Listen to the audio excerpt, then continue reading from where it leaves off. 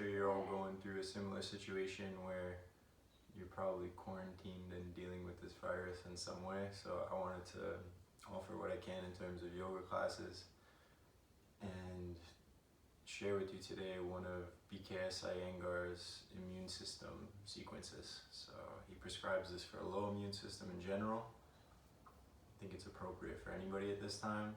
And hopefully you have a few props at home. I have 4 blankets here just because I don't have a bolster. Also, a lot of this stuff is supported. But you could always use towels or substitute anything you could find just to make it work in some fashion. But if you have props, great. If not, you can still participate. The first posture in this sequence is Septupanda Sarvangasana.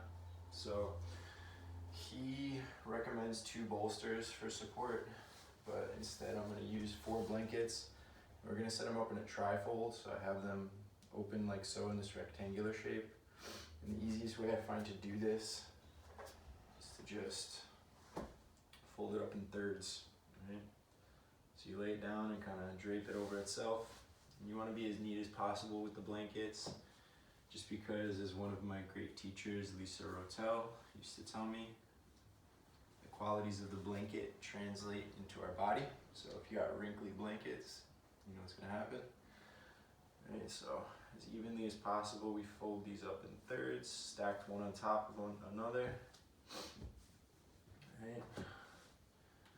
I think 4 is going to give me a lot of support. It's just depending on the openness of your upper back, you'll adjust the height of your support here. So if you're less open, a lower support will be better.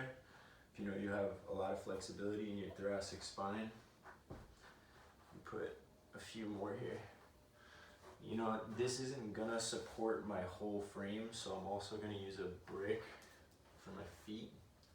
And you guys see I'm in my house here in my bedroom, so I don't quite have enough room to do all this stuff, and I'm sure you're in a similar position if you're stuck at home also, so figured why not, we'll do what we can with what we got.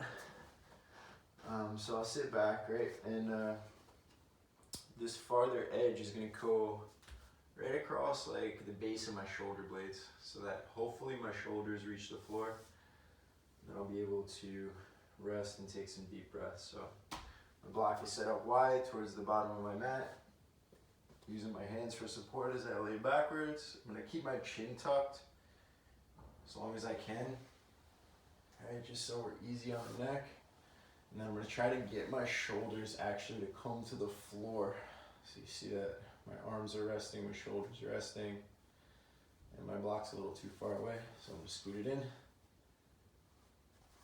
Alright. And then place my feet up. And here we are in our first position. So one little trick that you can employ is to grab the sides of your mat and kind of press them away to really get that leverage to get your shoulders down and open the thoracic spine.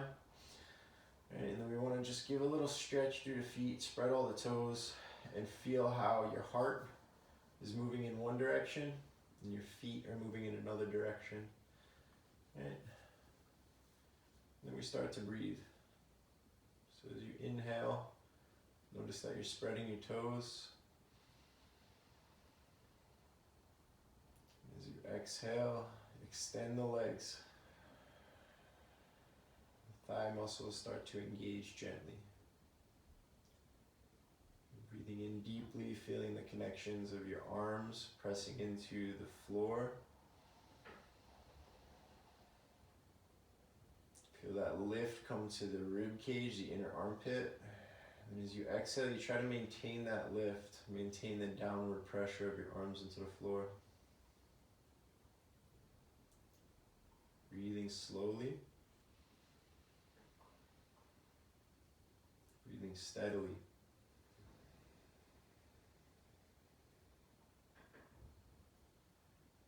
Just in this first posture, how we're moving from that constant thinking mode, right, into more of a space of feeling. Our heart space is very open here, and one way I've heard it spoken about is moving from the brain into the heart.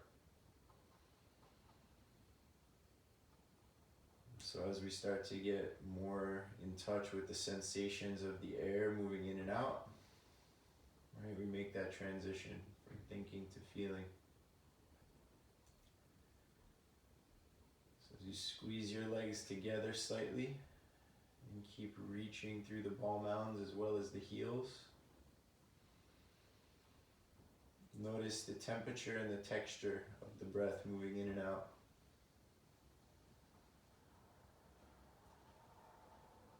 Inhales are usually a little cooler.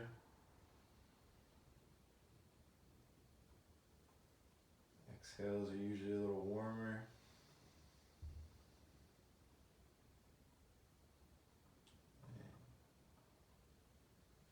Just trying to keep that pace steady and that texture smooth.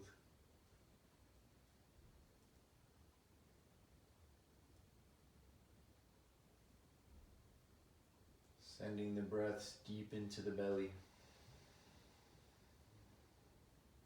Allowing our organs to receive that nice massage.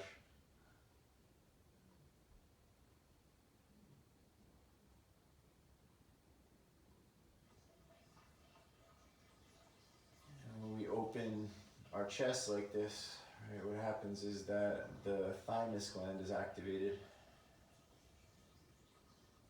which is responsible for much of our immune function.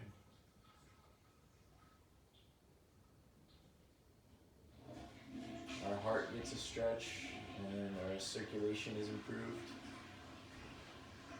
And the system of Chinese medicine acknowledges that blood and lymph are partially the same.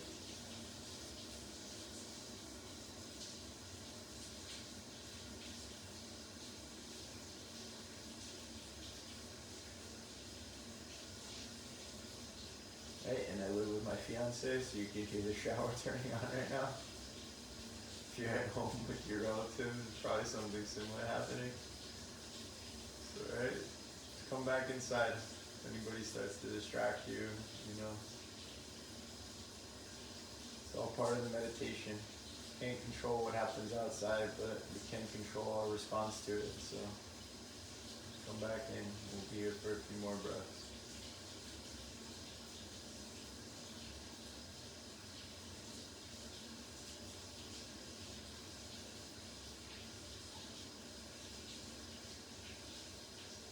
Last one.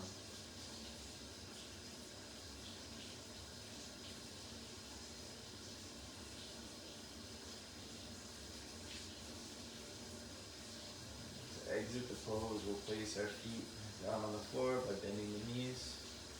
And gently roll off to one side. You can use the arm as a pillow here. And you want to come up slowly using the hip as the fulcrum. And back up to sit. So our next pose is going to be a Supta Baddha Konasana. So we can move our blankets off to the side. You can keep them stacked like this because we are going to use them again in just a bit. But for the Supta Baddha Konasana, I like to set one block up tall, one block up medium.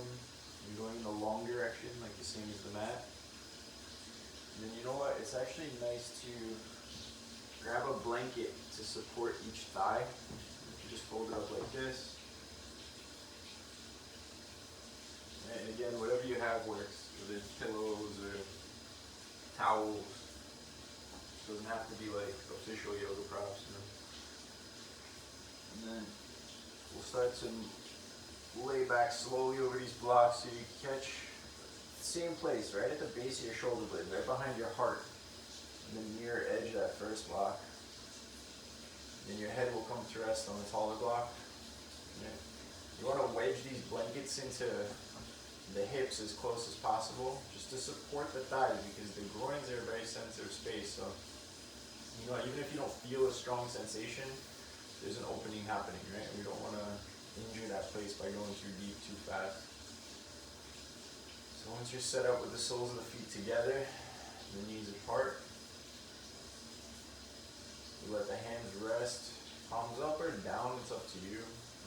Palms up is generally receiving, palms down is more grounding. So if you need some juice, you can do palms up. Feel like a little nervous, anxious, too much coffee, do palms down.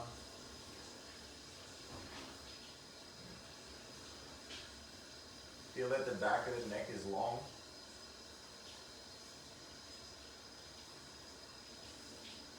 The jaw is completely released. The tongue in the mouth is totally soft. Still.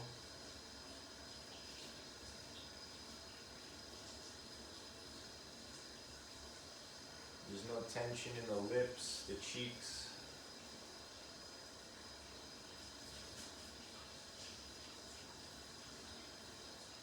The eyelids are like two feathers, they're just so lightly touching.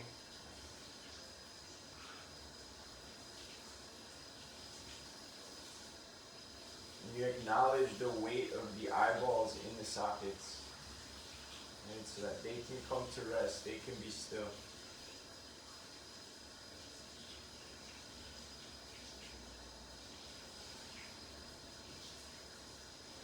As the eyes find stillness, you can release the forehead.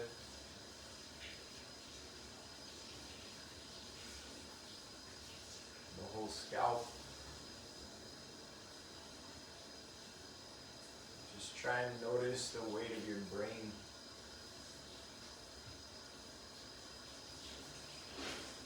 Somehow let the brain be less dense.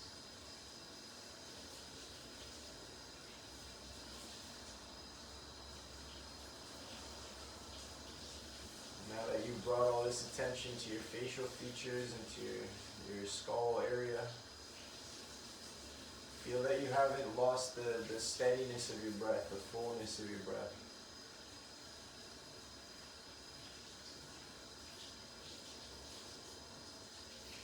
So feel the space between each rib.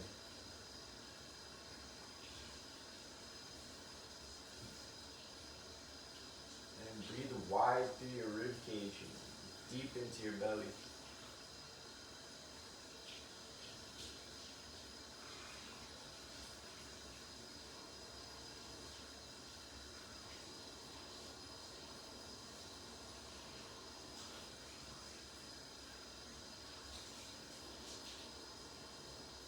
Allow the thigh bones to be heavier. Try to soften the flesh around them.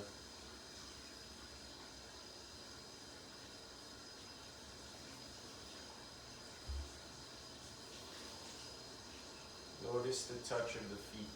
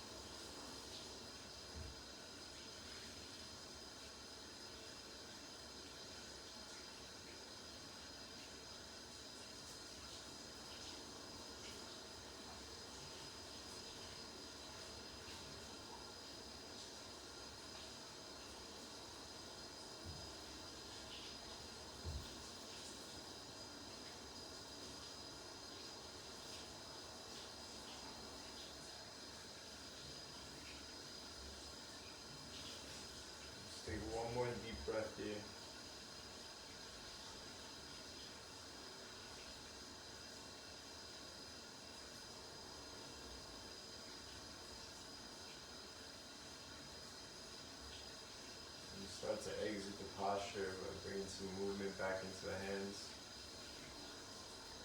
helping our knees to close. There might be some sensation. Removing one of the blankets, right? And then again rolling to the side to come off the props. And then coming up slowly. And our next posture is going to be Supta Virasana.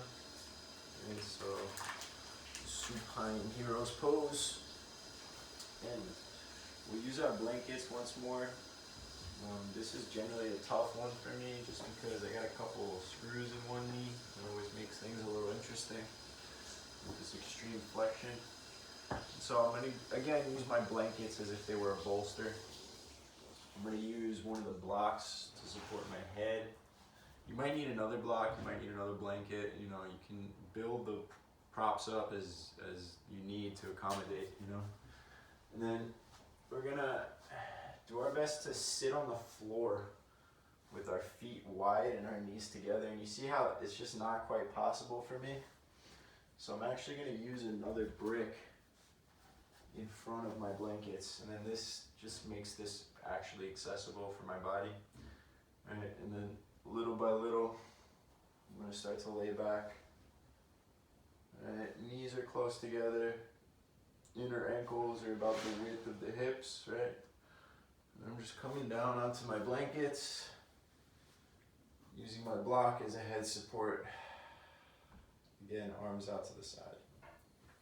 Getting a nice opening in the psoas. All my visceral organs in the peritoneum are getting space. My lungs are expanding as I breathe deeply. Very soft in the throat, soft in the mouth.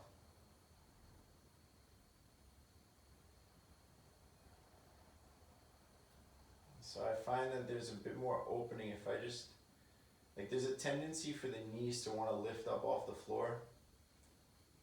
If I press down through the length of my shin bones and just slightly into the knees, there's a nice lengthening that happens through the psoas and the quadriceps, and I really feel it move up.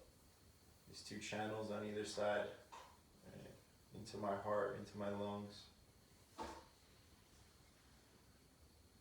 so find a gentle press with the tops of the feet and the shins into the floor.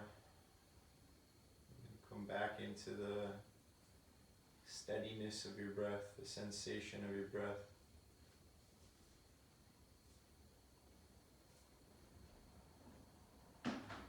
And I saw a really beautiful quote from Gita Iyengar, who is BKS Iyengar's daughter, a lifelong practitioner. And she said, if we just look at the physicality of the pose, we're missing the magic. Right?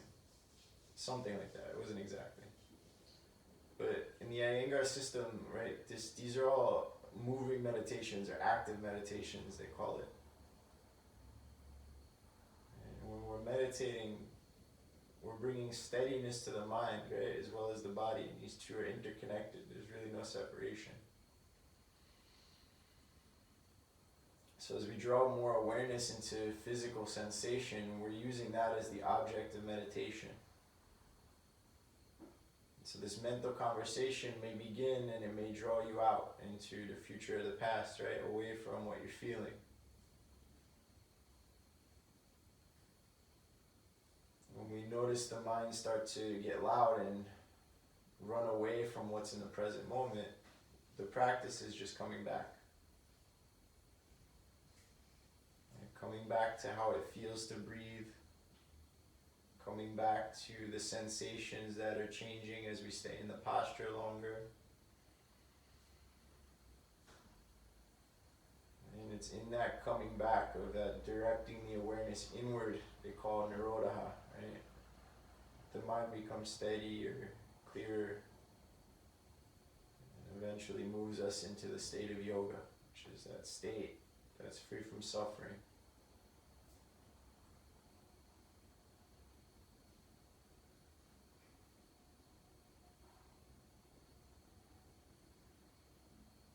Couple more breaths here.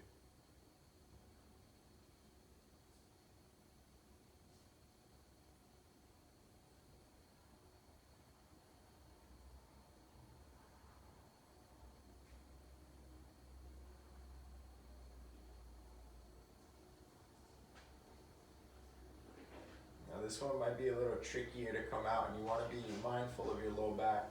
It could be a little ginger in this position. So I'll use my elbows to start to lift my torso up. I'm going to tuck my chin, then little by little try to get my hands onto the floor to lift me up in a relatively equal position. I'm just going to sit for a moment and let everything kind of realign itself. And then start to set up for our next posture, which is actually going to be Adho Mukha Svanasana, or downward facing dog. Alright, so we can start to remove our props once again. Try to keep things neat, right? Just keeping your surroundings neat brings order to the mind as well. Something I've been working on. We're going to place our hands about shoulder distance apart and just take notice of all the fingers. Right. There's equal amount of mat between each one, and our thumbs are just extending gently towards the midline so that the pad of the thumb is working its way to the floor. Then we'll tuck our toes, lift our hips up and back. Alright, and just find this distance between the hands and the feet. Right, that's the same as it would be in plank and down dog. That's how you know your distance properly between hands and feet. And then it's helpful when we first come in to lift the heels, to start stretching the toes, as well as like lifting the fronts of the thighs and the sits bones. And so when we lift the heels, we feel the fronts of the legs engage a bit more. And I find it's a little easier to get that full extension through the waist and the lift through the hips. And so as you come into this down dog, start to feel really the thigh muscles engage and start to work, right? So like lifting up by the knees is always generally pretty easy. But can you find that lift in the thigh muscles up at the hip crease?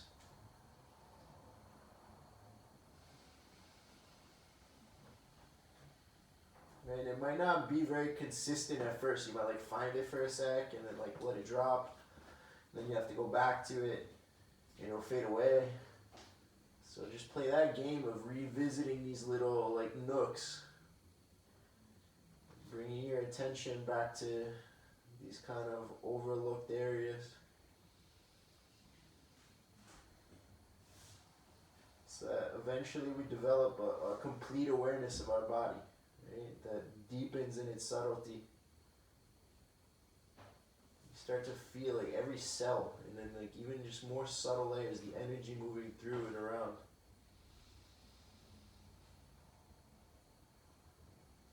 And let's start to draw our heels towards the floor,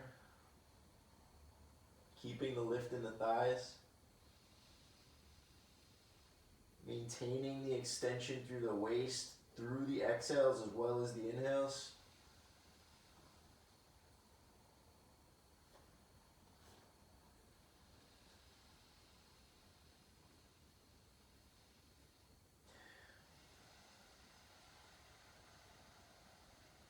Noticing when the mind leaves the breath, right?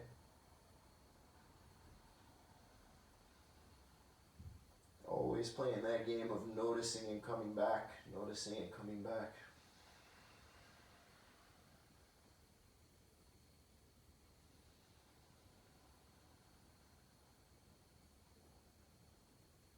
If pieces of your body disengage, re-engage them. Finding a spreading across the ball mounds of the feet. Consistent lift through the thigh muscles. Drawing up and back through the hips. Finding length and space through the side waist. And finding a release through the neck. So you can notice the weight of the head being drawn towards the floor by gravity. Just a few more breaths here.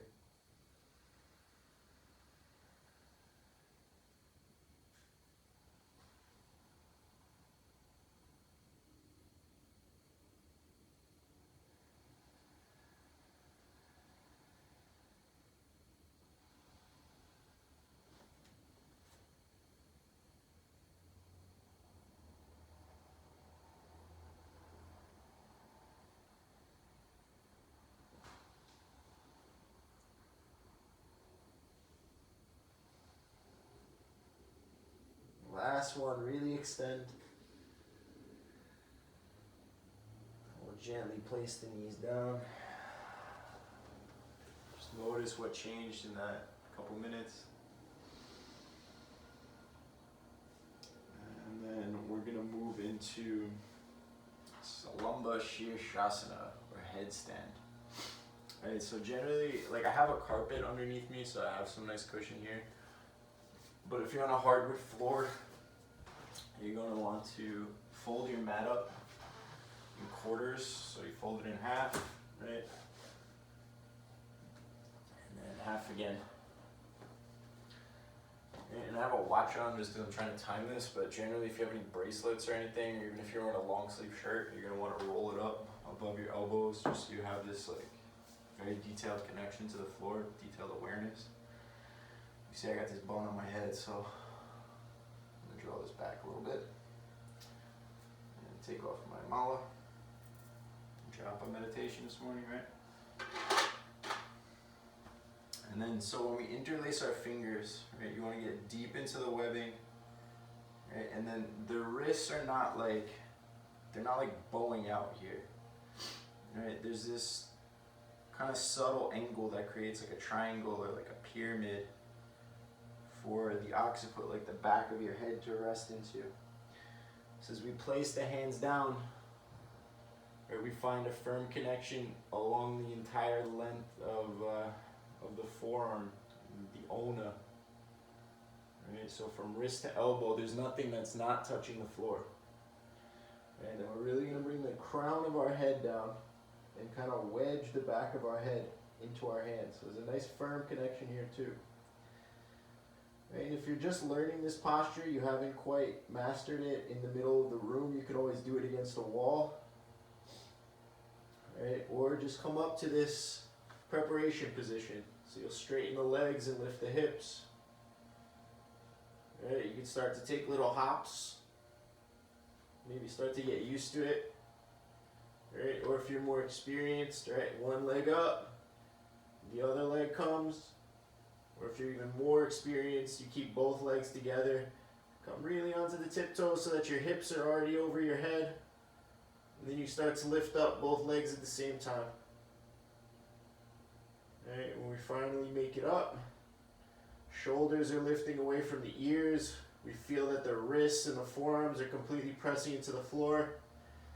We're spreading the toes and squeezing our ankles together to find the engagement of the inner thighs. And your butt's working, right? The mid buttocks is drawn in towards the sacrum. And it's this hugging in that lifts us up.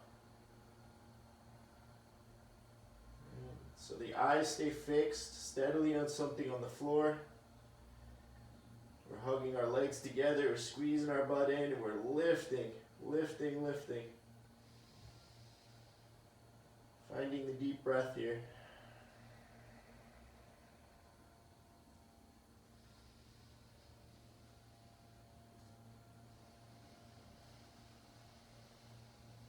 Notice if your ankles come apart, mine just did. Try to bring them back together. Notice if your butt starts to stick out, right? Get that butt in. Feel that the ankles are right over the hips.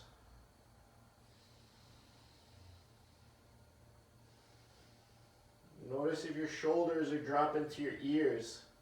Right? Lift the shoulders up away from the ears. Keep space in the sides of the neck.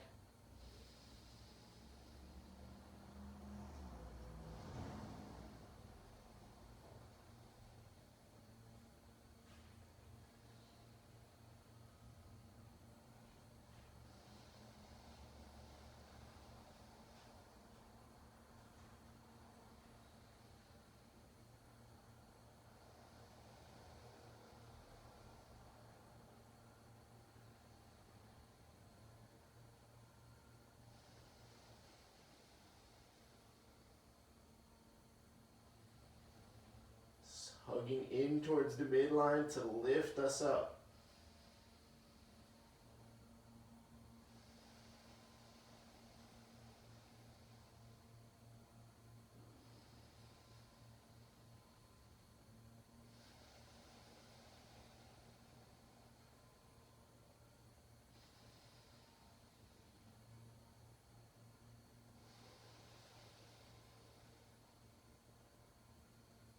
just spreading.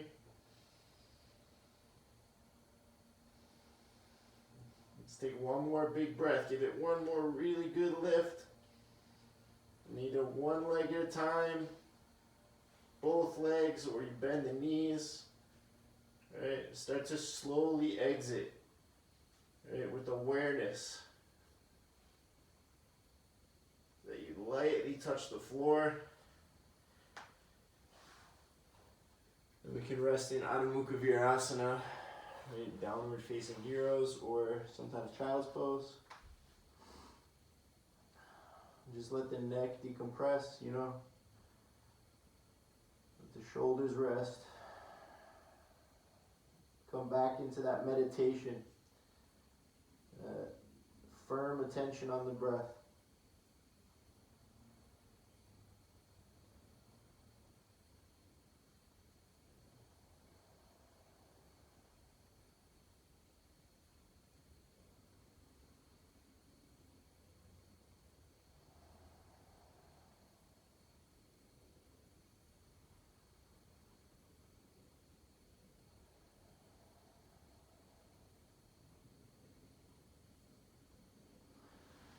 Will slowly start to come up, and we're going to move into actually another heart opening pose, or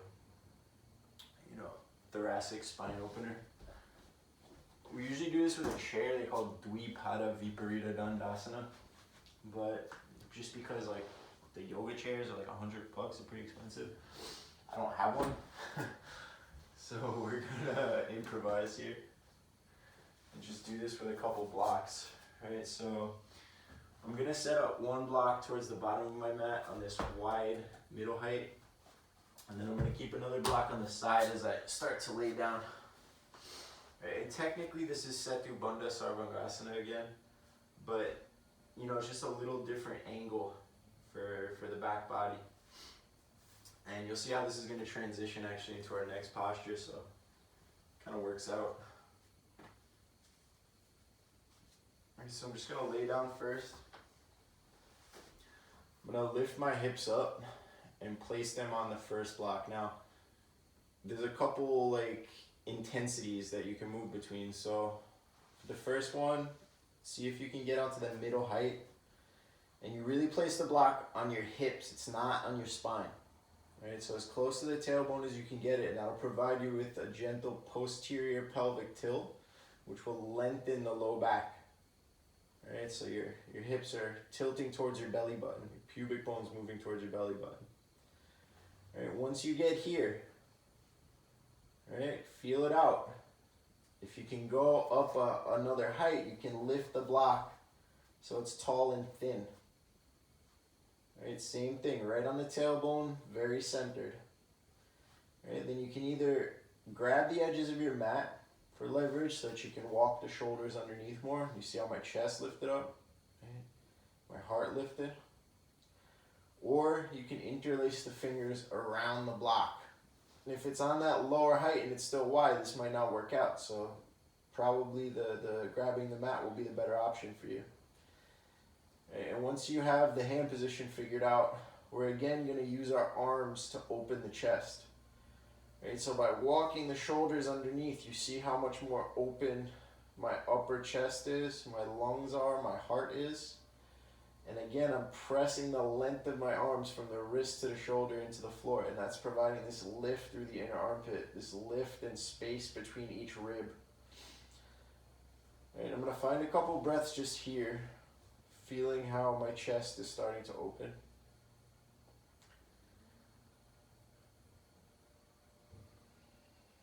And noticing that with my left arm already, just like kind of gave up a little bit, so I have to bring a little more life into that left arm, find that consistent engagement into the floor. Once I have that awareness, I'm going to see if I can bring my feet, right, this block's a little close, but really like behind the ankles onto that far block. And you see how I'm in this, Dvipada Viparita Dandasana position, or Setu Bandha Sarvangasana. Right, no, not Sarvangasana, just Setu Bandhasana position. We're going to Sarvangasana next. Alright, so again, I'm squeezing my legs together to extend through the inner leg, which is directly connected to the spine.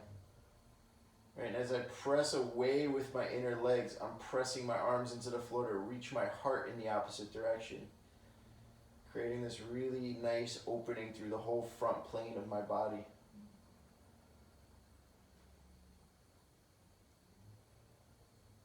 Toes are spreading. Inner thighs are engaged. Quadriceps are engaged.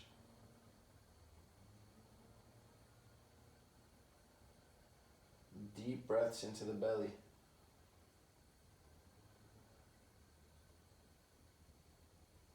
One thing to be aware of here is the throat, specifically the pit of the throat, and that there's no tension there.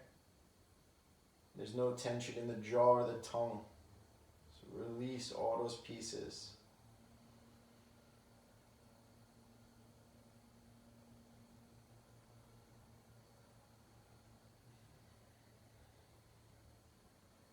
And then again, come back to the arms. Notice if one arm is let up.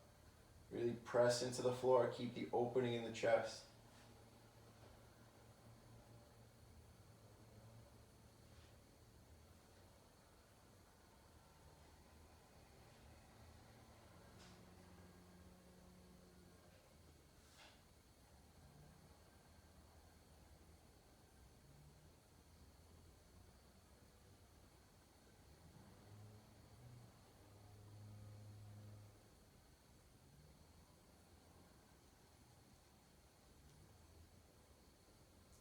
Feel the breath and feel the changes in the bodily sensations.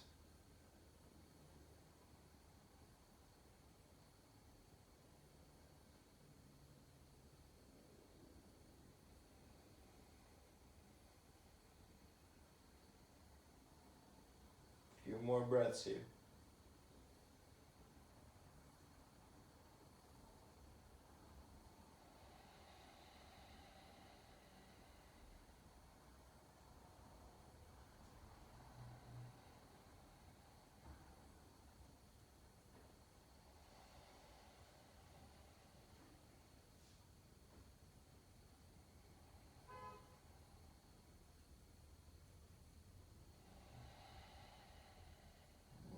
We're going to slowly start to bend the knees.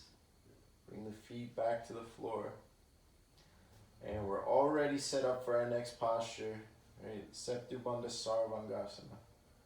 So from here, we're just going to slowly start to lift the feet up off the floor. And if that block is really at your tailbone and your sacrum, it's going to be fine. If it's more towards the lumbar spine, you're going to have to place your feet down, adjust the block. And you'll feel it. You'll know what to do when you start to pick your feet up off the floor. Right? But little by little, we're going to extend the legs up to the ceiling, and you'll notice the chest is going to want to collapse as you do this. So again, it's important to keep the shoulders walked as deeply underneath you as you can. Keep your arms pressing down into the floor to keep the chest and heart lifted.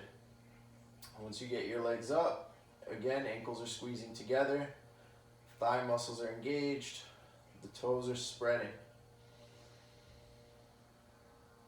We're breathing deeply.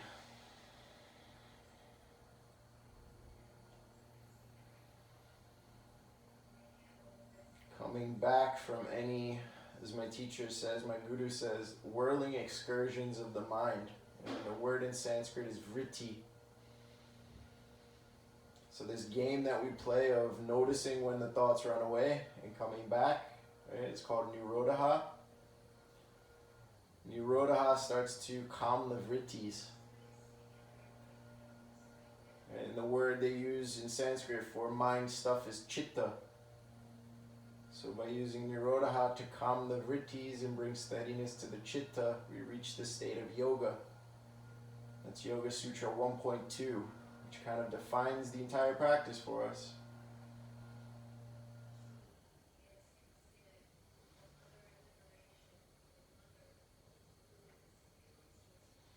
So try and feel all your toes. Try and feel that you're lifting through the heels as well as the ball mounds of the feet. Your ankles are hugging in. Both legs are extending as much as possible. Your chest is lifted because your arms are pressing into the floor. And your throat and your mouth are soft. A few more breaths here.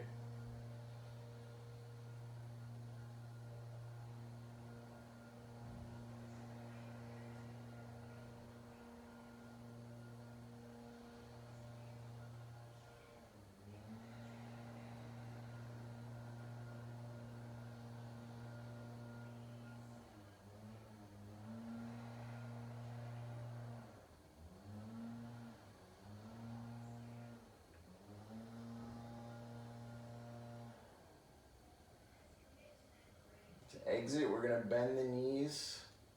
Slowly bring the feet back to the floor.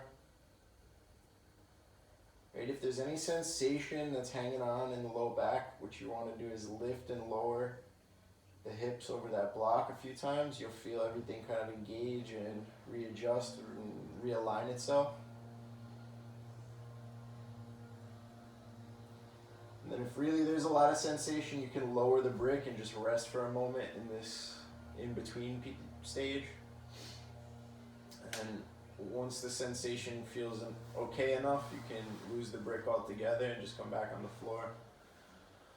Let the knees knock together.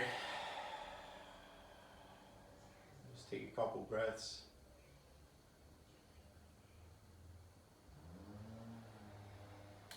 And then one little like self-adjust that I've picked up and I really enjoy is taking the heels of the palms into the hip crease at the root of the thigh and just giving a strong press away.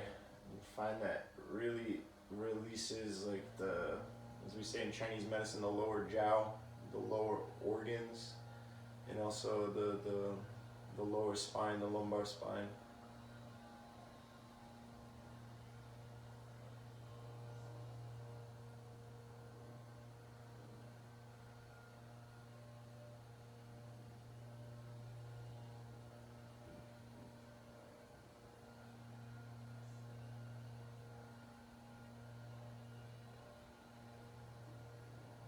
Once we feel like we had enough of that, again, roll to the side and come up slowly. Alright. So from here, we're gonna move into halasana. Now, if you're very open and you don't need any props, no props necessary. One way to make this a little more accessible is to grab a chair.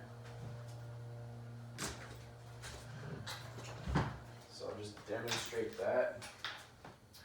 You bring a chair to the back of the mat, right? You can place your feet on there as you come back and over. So halasana is plow pose. So another, especially in the Iyengar system, way to make this more accessible is to place a blanket. And so I have this folded the same like trifold just over onto itself one more time. And this will go like at the height of the shoulders. Alright, so I'm actually going to sit in front of it. I'm hoping that this works out distance-wise. You have to figure this out, you know. And then I'm placing the blanket like right the same height as my shoulders. And what this does is it makes the angle of the neck on the floor a little bit less, so it's not so intense on the cervical spine. Right, and then you'll start to kick up and over, right, by pressing your hands down. You see how my shoulders are sliding off my blanket onto the floor, so I'm just gonna scooch a little bit. You might have to come back down, but you really want them to go right across the top of the shoulders, and you'll feel if that's supporting you or not. Hands can go behind you, and see we're here in our halasana with the chair. And I'm sure if you're doing this without a chair, you're probably experienced to know what you need to be doing and what this should be feeling like, so I'm not going to explain that in this video. Once you do end up in this position, right, again, just find your steadiness in your breath. Find Find the softness in your throat and the softness in your jaw. Find the extension in your legs, right? So my thigh muscles are lifting. Even though I'm in this relatively yin and static posture, right? We're still moving energy by engaging our muscles. By finding awareness through our form, right? Energy follows attention. So by spreading your toes and lifting your thighs, you're sending prana through those nadis, or energy through those channels.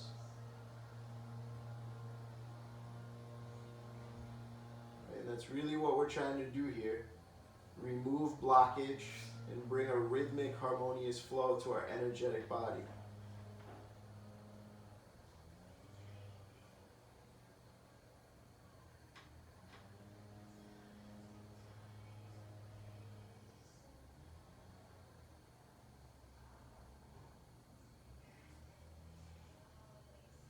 Keep the toes spreading. Keep the legs extending so that you feel a lift through the inner thighs. Stay soft in the throat. Breaths are moving into the belly.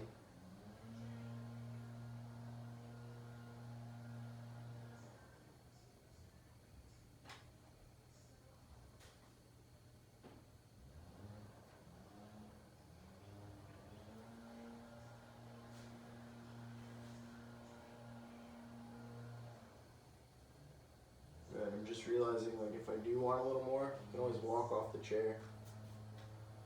Come into a more intense variety of this.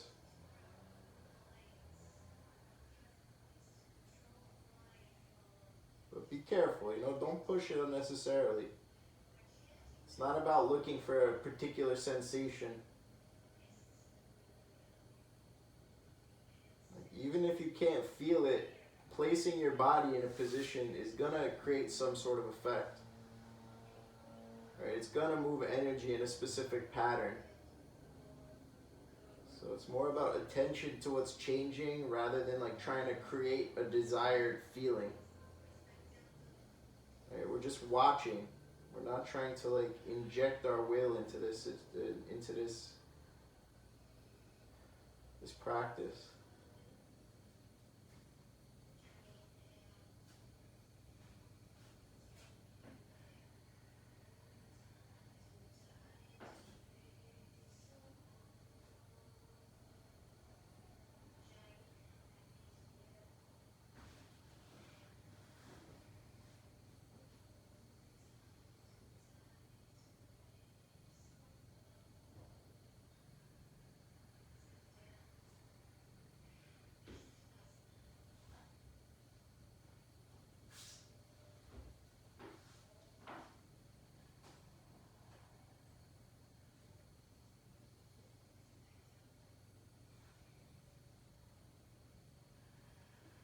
Alright, so to exit, I'm just going to start to slowly roll out. Alright, nice and easy, bending the knees and coming down as gently as we can. Alright, rolling to either side. You see I'm a little limited on space. You might be too if you're in the house. And then coming up slow.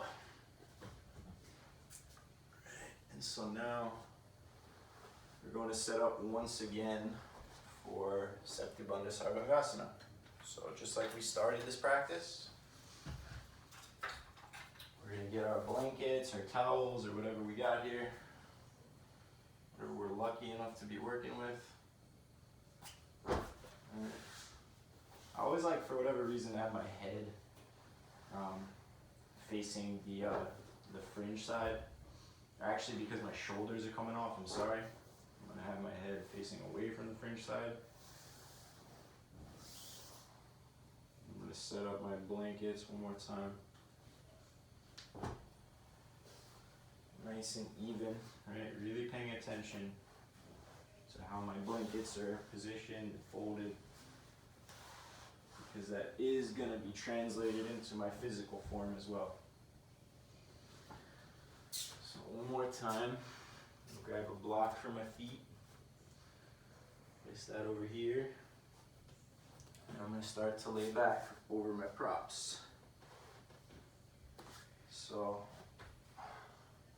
if you gotta work it out with your hair, figure it out, don't lose your hair tie. Struggling here today.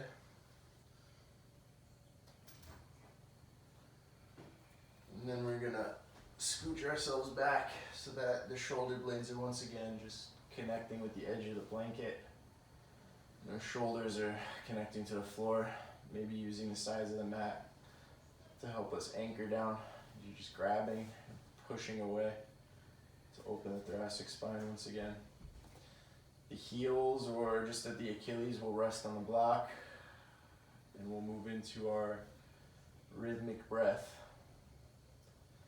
maintaining that lift in the chest by pressing the mat away and pressing our shoulders and arms into the floor.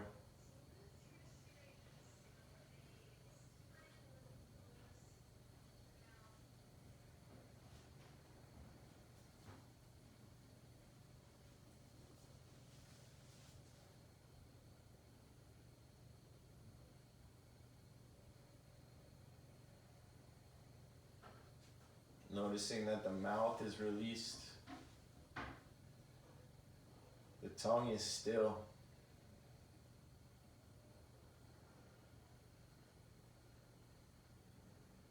The eyes are resting. They're not moving around, which can be difficult.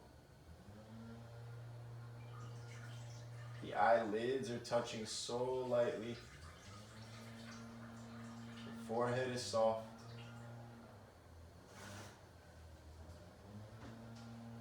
You can perceive the weight of the brain resting in the skull.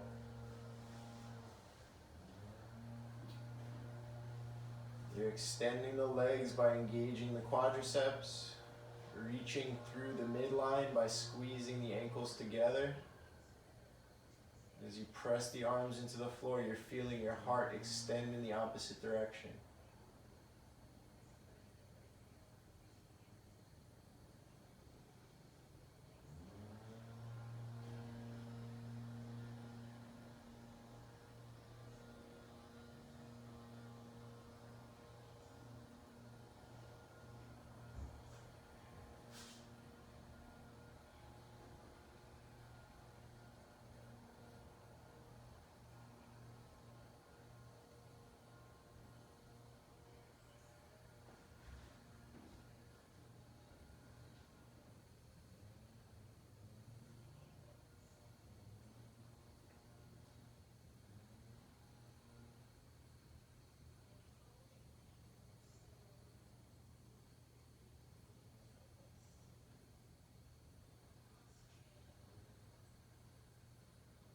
We're slowly going to exit by bending the knees, bringing the soles of the feet to the floor, rolling to the side. So come on up. Oh, feels good. We're going to fix our hair if you got to. And our next posture is going to be Viparita Karani, which is usually a crowd favorite. I'm going to move my nice pillows here, and I'll show you, because usually you want a wall for this one, and it's nice to have the hip supported on a blanket or two, so you can take one of these, alright, maybe two, depending on what you want in terms of low back sensation and elevation of the hips. But for me, I'm just going to use one to clear some wall space over here. Got a little stockpile of acupuncture needles on it.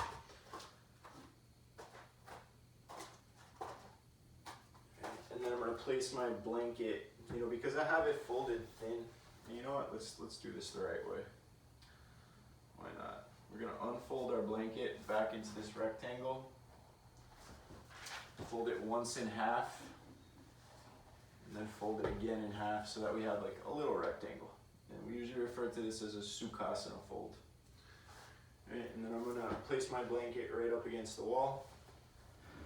Move the djembe. And then I'm going to sit sideways to start so I can really get my hip in close to the wall. And then I'm going to lay back like this. And as I lay back, I'm going to swing my legs up, And then hopefully there won't be too much scooching necessary to get your butt really close to the wall. And here we are in Viparita Karani. So again, just coming into that really extended, rhythmic, steady breath. I like to just spread my toes for a little while when I get here, but really there's a relaxation that happens in the legs. And you just want to be aware that your toes don't fall out. You want to try to keep the big toes together, so sometimes you can even move the heels apart.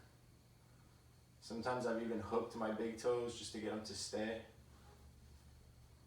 You know, I like to just start with a little bit of engagement. Feel the energy channels open up a little more.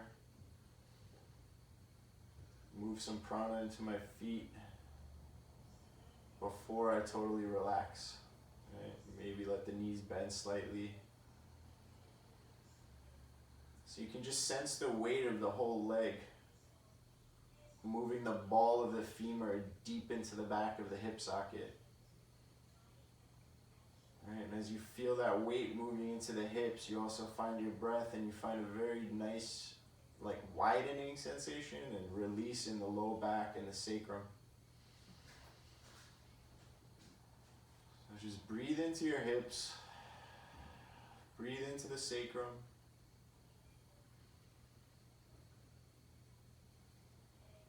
Feel the release in the low back.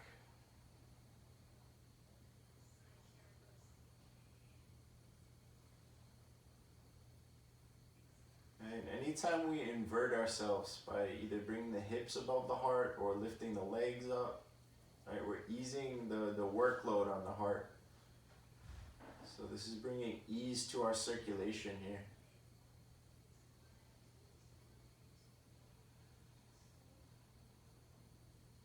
Right, arteries move blood away from the heart. Veins move blood towards the heart.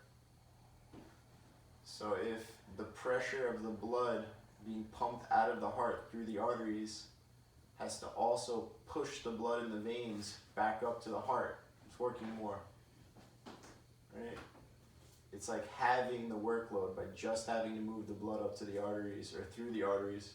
And gravity's helping it come back in by just letting it drain through the veins back into the heart.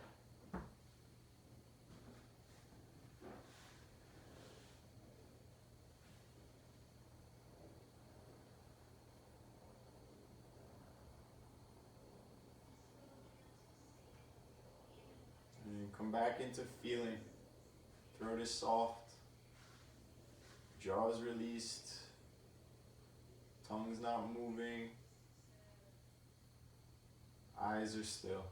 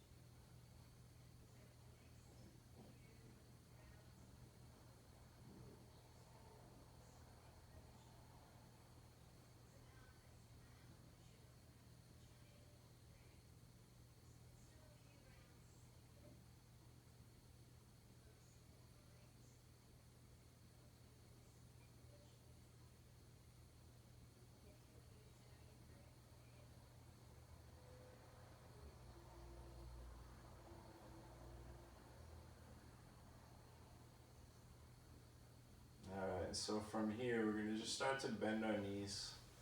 I like to do, it's almost like a malasana or a happy baby. On the wall here for a moment. It's just a nice release.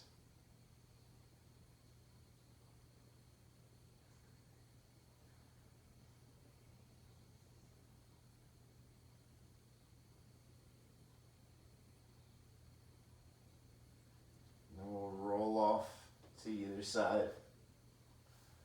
resting for a second, and then again coming up on the hip to come up to sit. Congratulations, we made it. Our last pose is going to be a Shavasana. Okay, corpse pose, resting pose.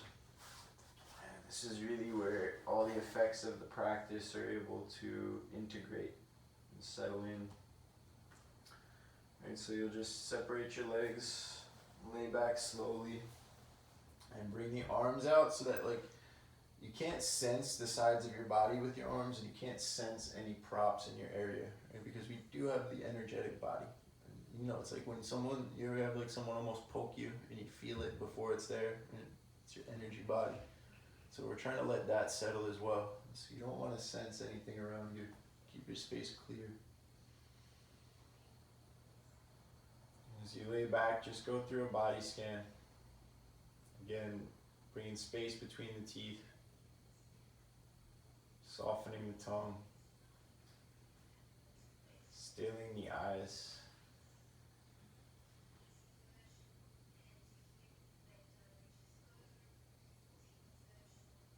releasing the forehead, the scalp,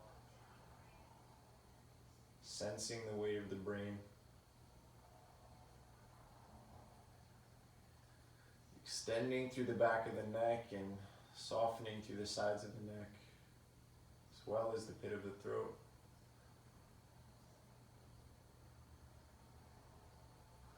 Drawing the shoulders away from the ears and just feeling the weight of the upper arms, forearms.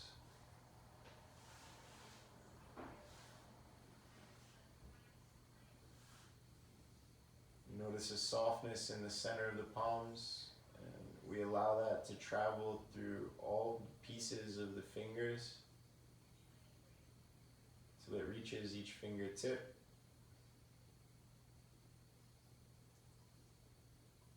Feel your soft fingertips. Without losing that awareness, notice the weight of your hips, the thigh bones. Soften the flesh around the thigh bones. Feel a little space inside of each knee. Feel some width through each calf. There's a looseness in the ankles. And then just like in the hands, the soles of the feet soften. You feel that softness move into each toe.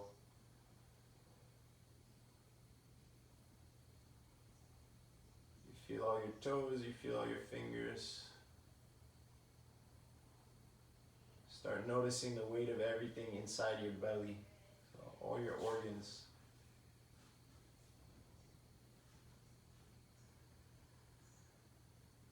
Feel a release through your organs and somehow allow them to be less dense.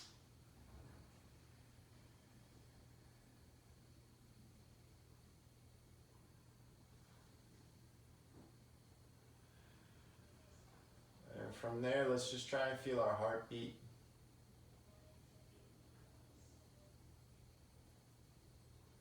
Allowing that to be our object of focus, allowing that to really fill our mind. Feeling more than we're thinking, right? No longer using words, but just mirroring sensation with our thoughts.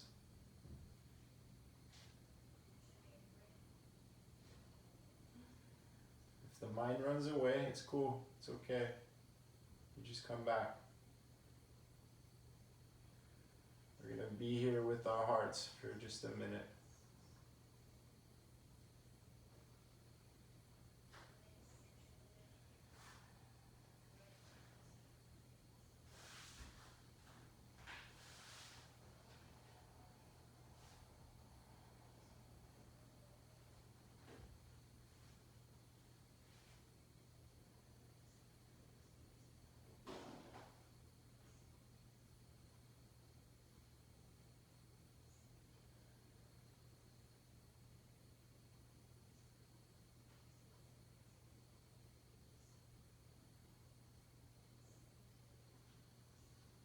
Start to bring some gentle movement back. Wake the body up. Maybe take a big stretch if you got room. And we'll roll to either side. Give ourselves a hug up in a little ball. And just thank ourselves for doing this practice. Give ourselves a little credit for doing the work. And just acknowledge that it's going to benefit us as well as others. We'll slowly come up to sit if you can. Have the head and neck arrive last. Maybe need a blanket or something to sit on. I always like to end the practice with some gratitude, so if you guys want to join me in Anjali Mudra, you can bring hands to prayer in front of the heart, which draws prana to the heart center. Go back to really listening. Say thank you for the bodies we've been given. Let's be grateful for the health we have in this moment. Let's just be grateful that we're in a shelter. We can be quarantined inside if that's the situation you're in. So in your mind, just say the words thank you and send them out in all directions.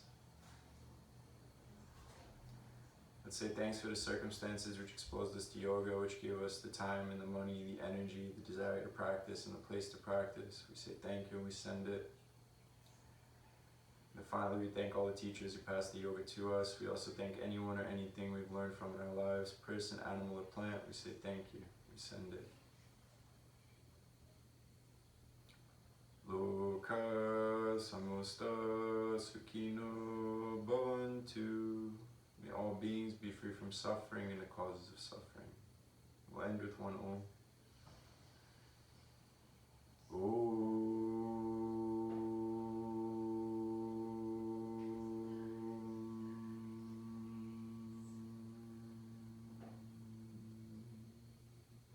Namaste everybody. Thank you.